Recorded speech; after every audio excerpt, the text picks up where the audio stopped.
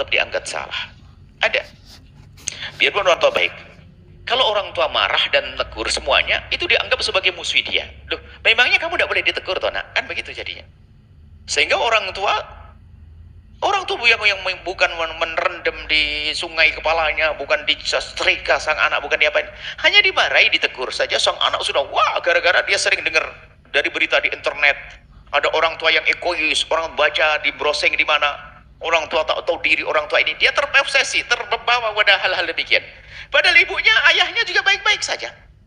Ini nasib buruk bagi seorang anak. Bukan orang tua yang pernah menghajar, mengikat dia di belakang rumah, kemudian diletakkan di ini. Bukan itu. Tapi ada nasib. Nasib buruk seorang anak, biarpun bapak ibunya baik, tapi sang anak tidak bisa baik. Hati-hati. Nasib buruk seorang anak, biarpun bapak ibunya baik, dia tidak bisa menganggap kebaikan orang tua sebagai kebaikan. Berarti telah ditutup, dihijab oleh Allah. Alamat kesengsaraan. Hati-hati. Kami ingatkan kepada semua para anak. Kadang kebaikan orang tua tidak bisa dihargai, tapi orang lain berbuat baik langsung, Masya Allah, kayak langsung ada malaikat turun dari langit. Orang lain berbuat baik seolah Masya Allah, tapi ibunya berbuat baik tidak pernah dianggap, ayahnya berbuat baik tidak dianggap. Berarti dia ada hijab di dia. Hati-hati. Makanya kalau anda tiba-tiba kok tidak bisa nerima kebaikan orang tua, kekotoran di hati anda. Sehingga kalau sudah hati kotor, bisa masuk dalam satu kalimat yang perlu kita rapikan, ya, semacam hikmah, kesadaran diri bahwasanya sebuah kebusukan hatimu dan prasangka burukmu adalah di saat orang tuamu membantumu, kau katakan ikut campur.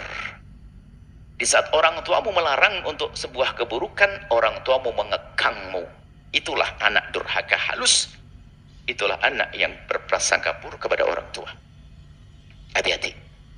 Ada model-model semacam itu. Jadi tolong sebagai seorang anak. Bahkan kalau anak itu dipilih oleh Allah, anak baik, biarpun dipukuli oleh ayahnya orang yang nggak baik, tetap saja dia akan menjadi baik. Karena subhanallah, dia dijadikan oleh Allah semacam itu.